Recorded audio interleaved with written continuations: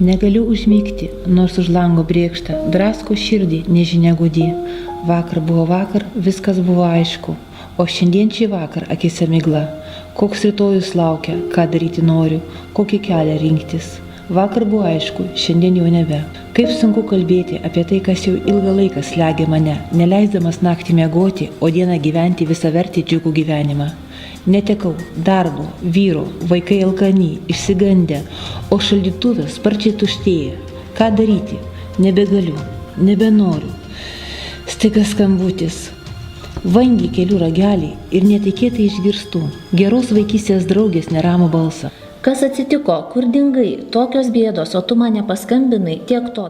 Dabar įdėmiai klausyk, imi rašiklį, lapą popieriaus, užsirašyk šios organizacijos adresą, telefoną ir nieko nelaukus iš pat ryto skubiai lėk tiesiai pas šias moteris į Kauno moters užimtumo ir informacijos centrą.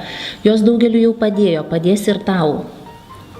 Paklausiau draugės, atėjau į šį centrą ir iš pirmų žodžių supratau, kad čia gausiu norimą darbą, esu čia laukiama ir manęs nebekankins nemiga naktimis.